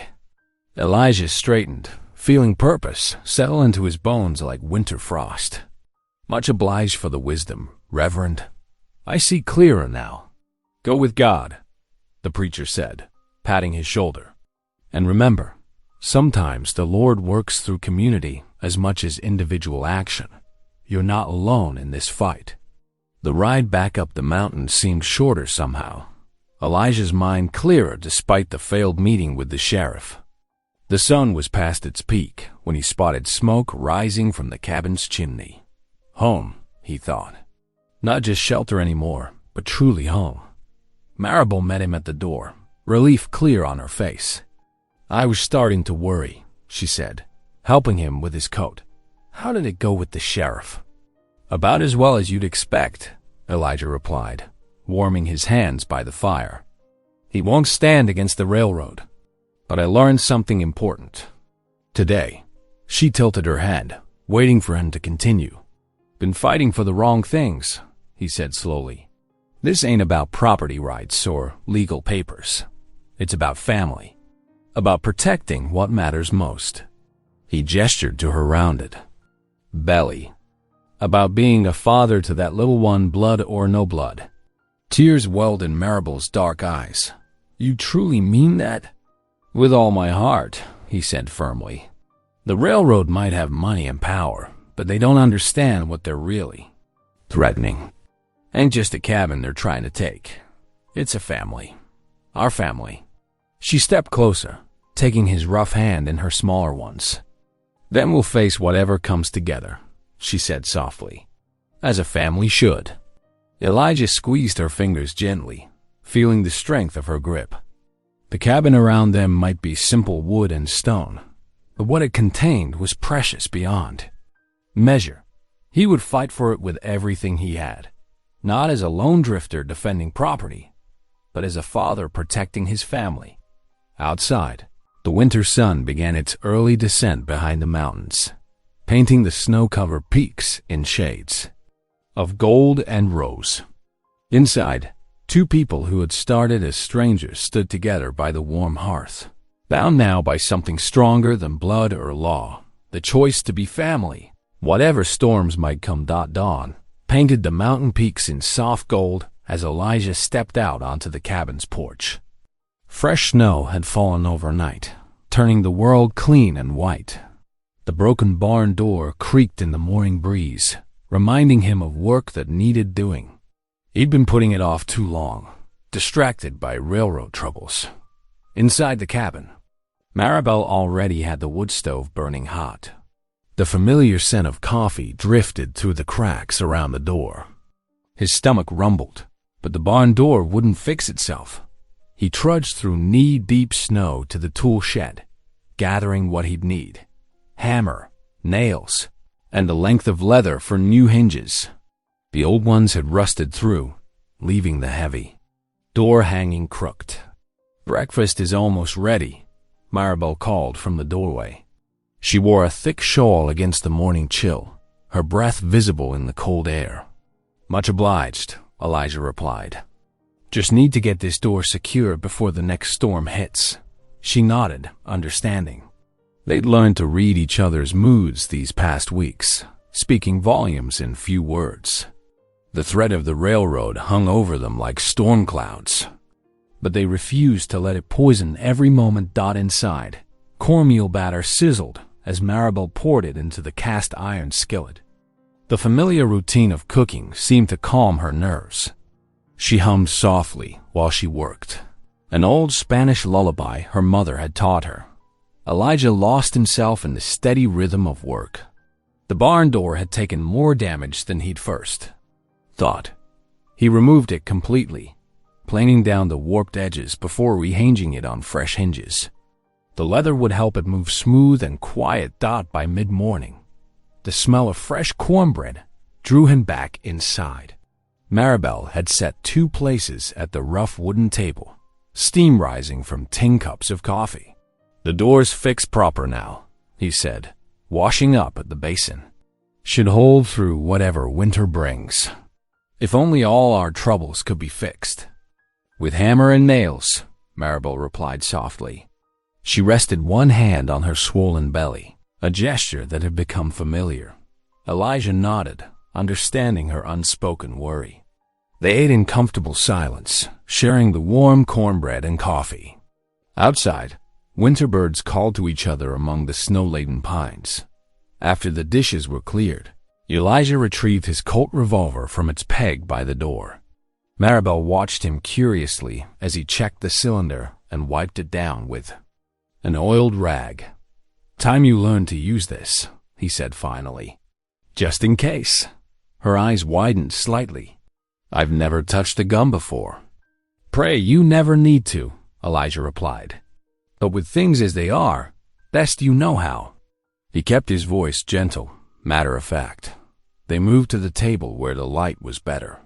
Elijah showed her each part of the single-action revolver, explaining how it worked. Her hands trembled slightly as she held it, but her eyes were determined. 6 rounds, he explained. Always count your shots. Half cock to load, full cock to fire. He demonstrated the motion slowly. Maribel's quick mind grasped the mechanics easily, though her movements were hesitant at first. She practiced loading and unloading with empty brass shells until her hands moved more confidently. I never thought I'd need such knowledge, she said quietly. My husband believed in peaceful ways. As do I, Elijah assured her. But sometimes peace needs protecting. They spent an hour at it, until Maribel could handle the revolver safely. Her determination touched something deep in Elijah's heart. This brave woman had already faced so much: widowhood, pregnancy, uncertainty. Yet here she was, facing new challenges without flinching. The short winter day was fading toward dusk when they sat down to their evening meal. Maribel had made a hearty stew from dried beef and winter vegetables. The cabin was warm and snug. Against the gathering cold outside, the sudden sound of hoofbeats brought them both alert. Elijah moved to the window, peering out into the growing darkness. A lone rider approached through the trees, following the narrow trail up from the valley. Stay back from the windows, he told Maribel quietly. She nodded, one hand straying to her belly protectively. Elijah took up his revolver and stepped onto the porch. The rider drew closer, features becoming clear in the last light. Recognition dawned, followed by relief. Henry White Elk, Elijah called out. Been a long time.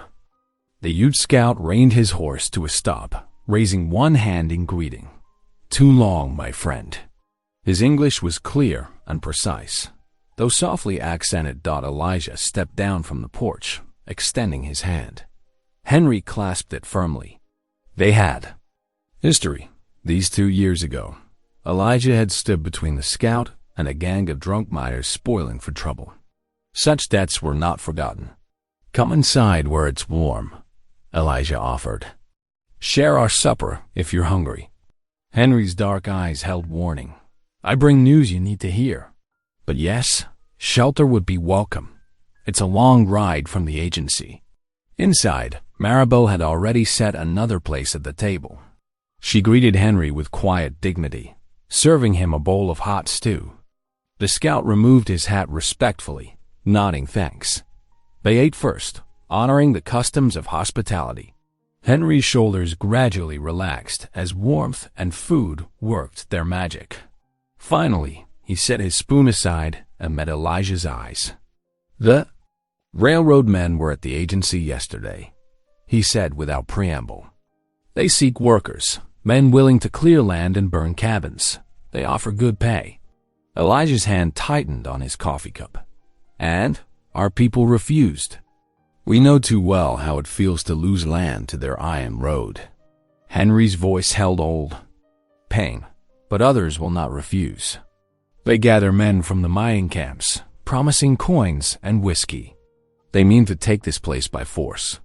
Maribel made a small sound, quickly stifled. Elijah reached across the table to squeeze her hand gently. When? He asked. Henry shook his head.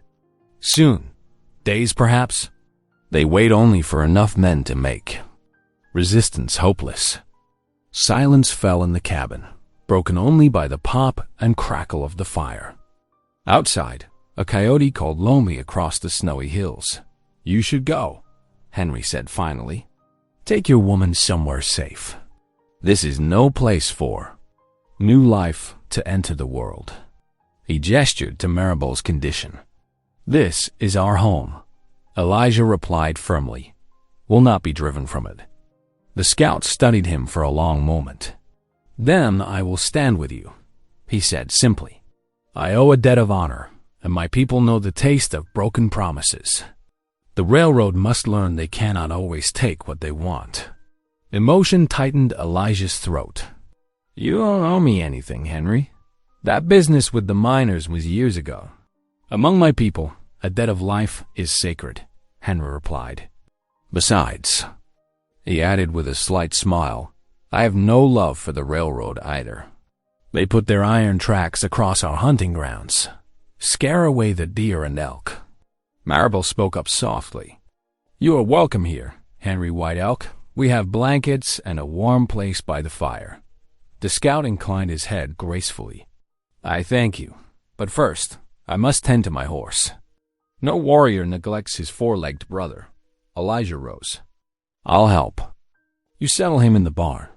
Got it fixed up proper today. The two men stepped out into the crystal-clear night.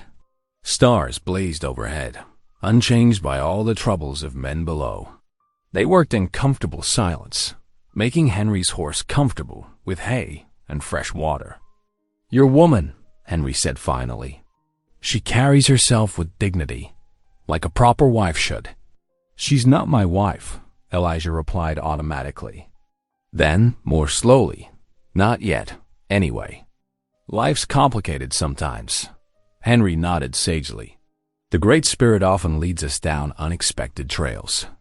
But I see how you look at her, how she trusts you. Some bonds are stronger than paper ceremonies.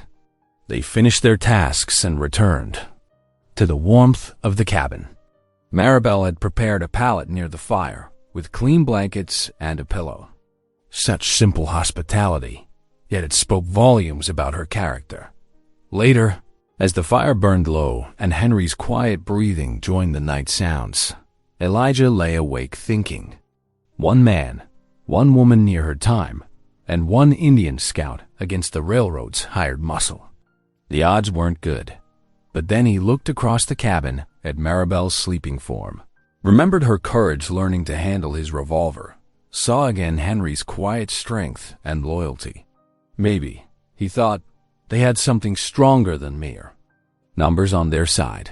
Outside, snow began falling again, adding another white blanket to the sleeping mountain.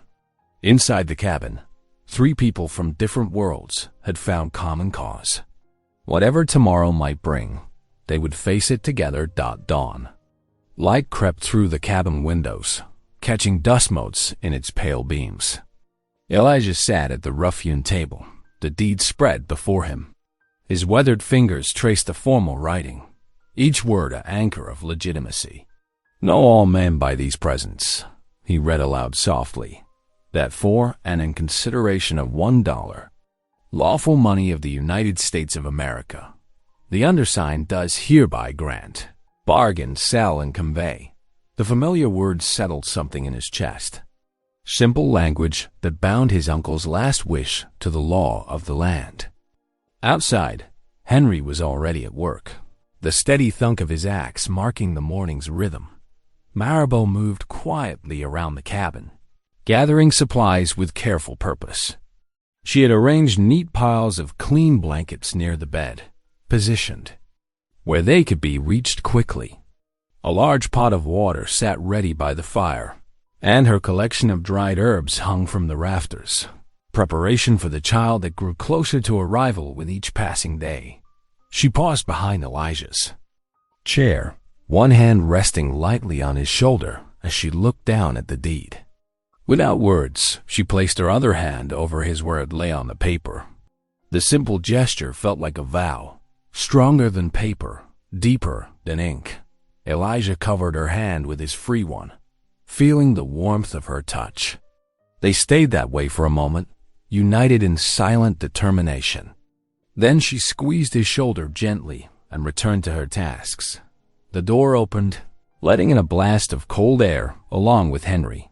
He stamped snow from his boots, carrying an armload of fresh-cut pine stakes. The wood splits clean, he reported, setting them by the fireplace to dry. Good, strong grain. We'll brace the windows well. Elijah nodded, carefully folding the deed and tucking it inside his shirt. We'll start fitting them after breakfast. Need to make sure they can be set quick when the time comes. Maribel stirred a pot of corn mush hanging over the fire, adding dried berries she'd been saving.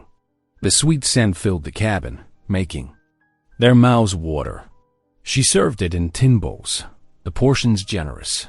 They all knew they needed strength for the work ahead, They ate quickly, eager to begin the day's labor. Henry and Elijah worked together, measuring and cutting notches in the window frames to hold the bracing stakes.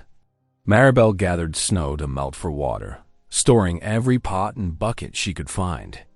They moved with quiet efficiency, each task another piece of preparation. By midday, they had fitted stakes to brace all 4 windows and the door. They could be slipped into place in moments, turning the cabin into a modest fortress. Henry approved the work with a grunt. "Good strong points," he said, testing one of the braces. "Will take more than a few drunken miners to break through." The afternoon brought heavy clouds and fresh snow. They worked inside, Elijah cleaning and oiling his revolver while Henry fletched new arrows with turkey feathers. Maribel sorted her herbs and medicines, wrapping them carefully in clean cloth. As evening approached, the snow continued falling. They gathered around the fire after supper, the flames casting dancing shadows on the walls.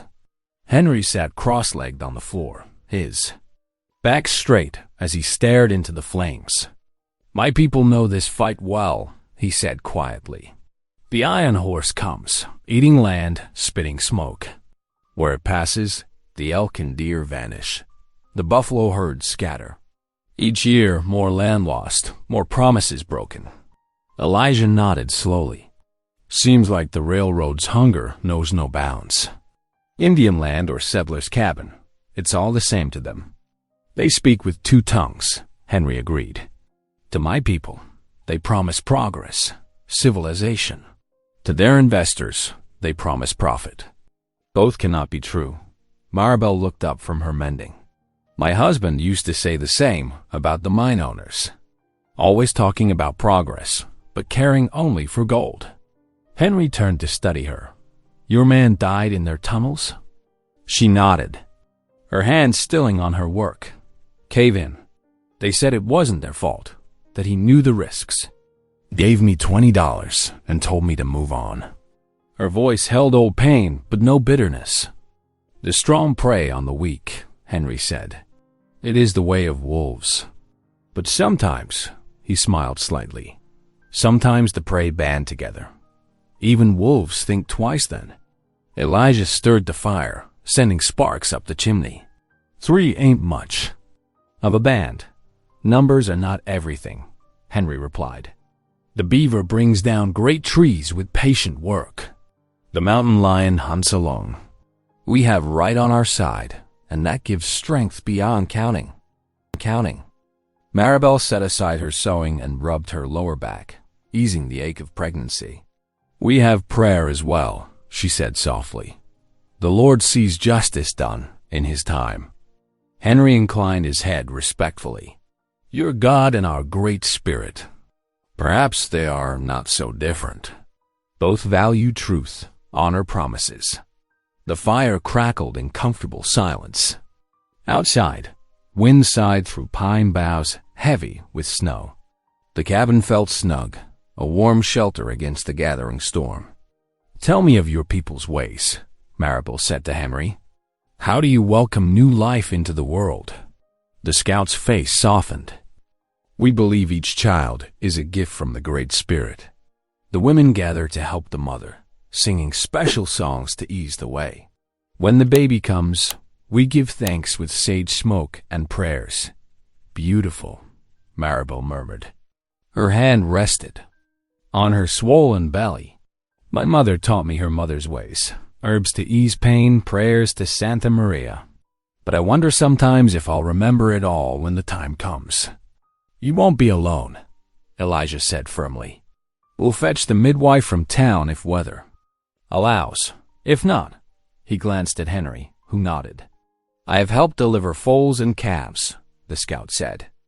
"The miracle of birth is not so different among all creatures. And I know which herbs bring strength and ease pain." Maribel's eyes filled with tears. "I never thought to find such friendship here, so far from home. God's ways are mysterious indeed." The evening deepened. Henry brought in more firewood while Elijah checked the doors and windows one final time. Maribel prepared pallets near the fire. They all slept in the main room now, ready for whatever might come in the night. As they settled for sleep, Elijah found himself thinking of the strange paths that had led them here. A childless veteran, a pregnant widow, a tribal scout, yet somehow they had formed a family of sorts. Different worlds meeting under one roof, bound by common cause and growing affection. The fire burned low, casting red gleams on the braced windows. Outside, snow continued falling, adding another layer of white to the sleeping mountain. Whatever tomorrow might bring, they faced it together, their bond stronger than blood or paper, forged in shared purpose and trust. Dawn would bring another day of preparation, another step closer to the coming confrontation. But for now, in this peaceful moment, Elijah felt a deep certainty. This was what home meant. Not just walls and a roof, but people who stood together, who chose to become family despite their differences. He heard Maribel's quiet breathing, saw Henry's still form wrapped in blankets. The deed crinkled softly against his chest where he kept it safe. Its promise was no longer just about land. It was about protecting this unlikely family they had built together. Sleep came easily then, deep and restful. The cabin held them safe as the mountain night passed, their dreams guarded by stakes and stronger bonds of loyalty and love. February's bitter wind cut across the mountain as a group of riders approached the cabin. Their horses' hooves crunched through crusty snow, led by Silas Greaves and 3 armed men. Behind them, townsfolk trailed on foot, drawn by whispers of coming trouble. Elijah stepped onto the porch, his uncle's deed held high. Henry White Elk stood beside him, bow at the ready but not drawn. The morning sun caught the paper's official seal. This land was deeded legal and proper, Elijah called out, voice steady. $1 paid in witness of Sheriff Cutter himself. Maribel emerged from the doorway, her shawl wrapped tight against the cold. She gripped the porch rail, her pregnant belly obvious to all watching. "My husband died in your company's mine," she declared, her voice carrying clear across the yard. "His last promise was my right to shelter here until our child is born. I aim to hold you to that promise." Murmurs rippled through the gathered crowd. Several women crossed themselves, touched by her courage. Sheriff Cutter shifted in his saddle, feeling the town's mood turn. "Might need to see them company papers again, Mr. Greaves. Make sure everything's proper like." Greaves fumbled with his satchel, producing documents that now drew careful scrutiny. Under the townspeople's watchful eyes, the sheriff examined the papers closely, finding irregularities that could no longer be ignored. The railroad foreman's hand twitched toward his holster. "This ain't over," he snarled. Before he could draw, 3 townsmen stepped forward from the crowd, rifles raised. Tom Baker, the blacksmith, spoke first. "Reckon we've seen enough bullying round here." Others nodded, remembering how Elijah had stood up for Maribel at the general store. Sheriff Cutter's face tightened. He looked from the armed citizens to Greaves's men, then back to Elijah standing firm on the porch. "Let's ride out now," he ordered the railroad men. "These papers ain't worth the ink they're printed with." Greaves and his men wheeled their horses around, spitting curses as they retreated down the mountain trail. The townsfolk slowly dispersed, some offering quiet nods to Elijah as they passed. When the yard finally emptied, Elijah's legs nearly gave out. He stumbled inside where Henry stoked the fire. Maribel lit the oil lamp as evening shadows crept in. They knelt together by the hearth, heads bowed. "Lord, we thank you for your mighty hand today," Elijah whispered. Suddenly, Maribel clutched her belly, face twisting. "The baby," she gasped. "It's coming now."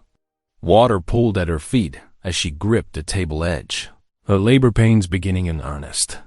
The lamp flickered low as Maribel's cries echoed through the cabin. Snow fell thick outside the frosted windows, while inside, the air grew heavy with the heat of labor. Elijah held her hand steady, his callous palm offering what comfort he could.